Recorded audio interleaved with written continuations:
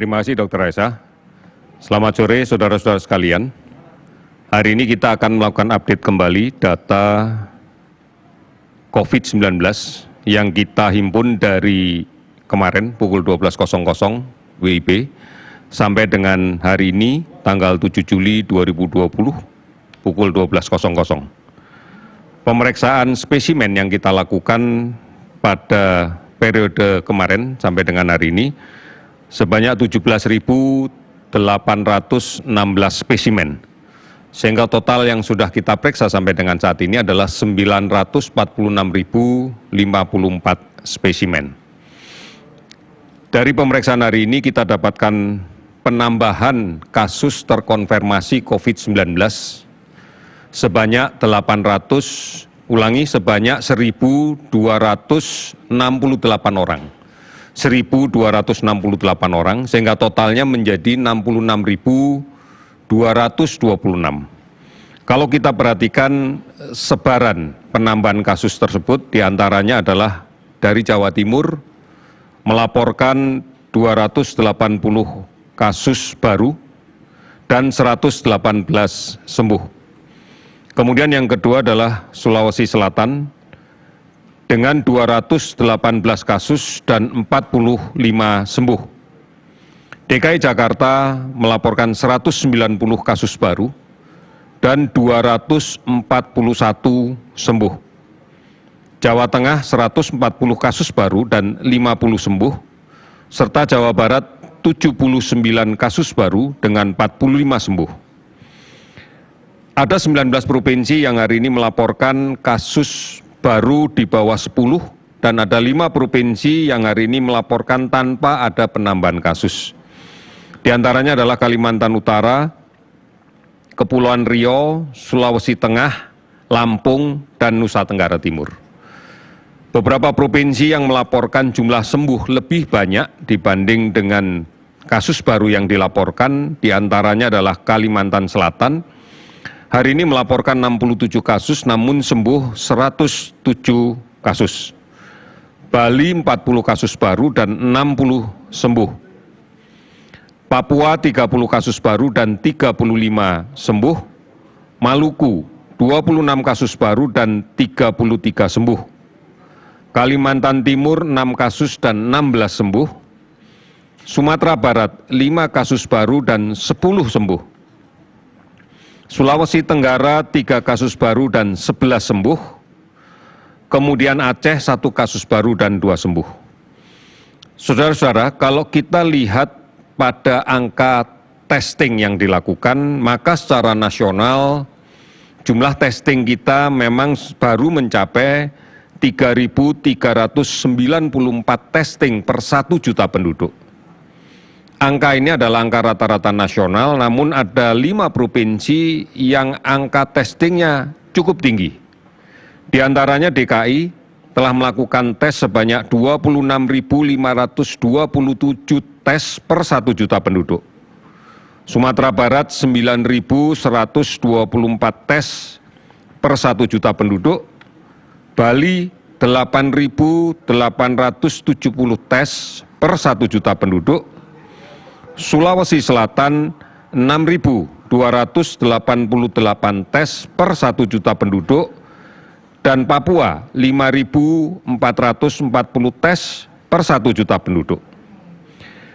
Angka sembuh yang kita dapatkan hari ini adalah 866 orang sehingga akumulasi totalnya menjadi 30.785 orang. Jika kita total keseluruhan, maka angka sembuh kita mencapai 46,06%.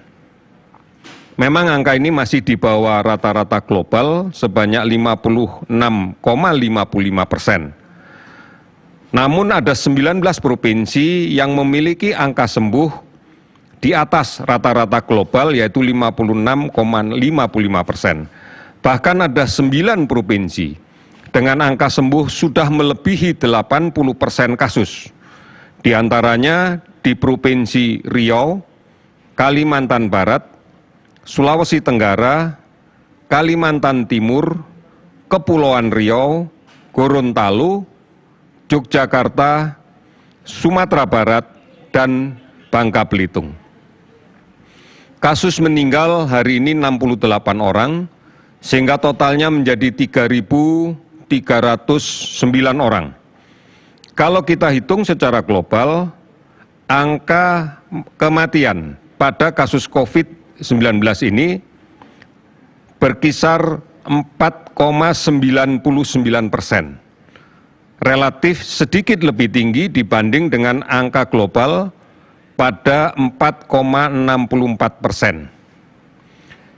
Ini adalah rata-rata nasional. Kalau kita rinci lebih lanjut, sebenarnya sudah ada 20 provinsi yang angka kematiannya di bawah 4,69%, di bawah angka global. Bahkan ada 11 provinsi yang angka kematiannya di bawah 2%. Di antaranya adalah Jambi, Nusa Tenggara Timur, Papua, Kalimantan Utara, Kalimantan Barat, Bangka Belitung, Sulawesi Tenggara, Sulawesi Barat, Bali, Kalimantan Timur, dan Papua Barat.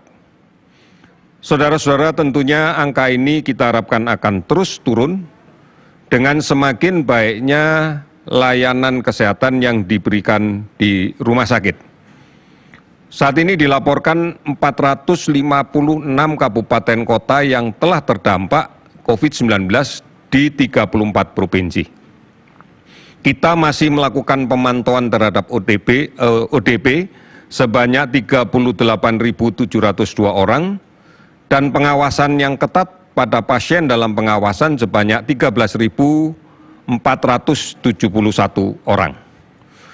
Saudara-saudara, kita saat ini harus lebih fokus pada beberapa provinsi yang kecenderungan angka kasus positifnya masih cenderung untuk meningkat. Oleh karena itu, permasalahan COVID-19 hendaklah diintervensi dengan mengedepankan aspek kesehatan masyarakat.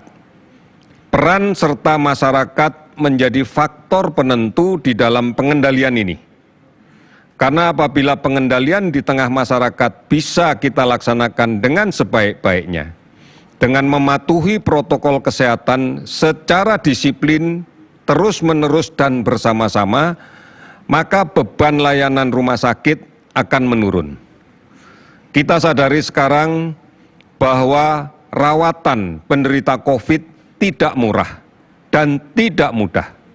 Beban yang berlebihan bagi satu rumah sakit untuk merawat COVID-19 ini akan berdampak pada kerugian yang besar.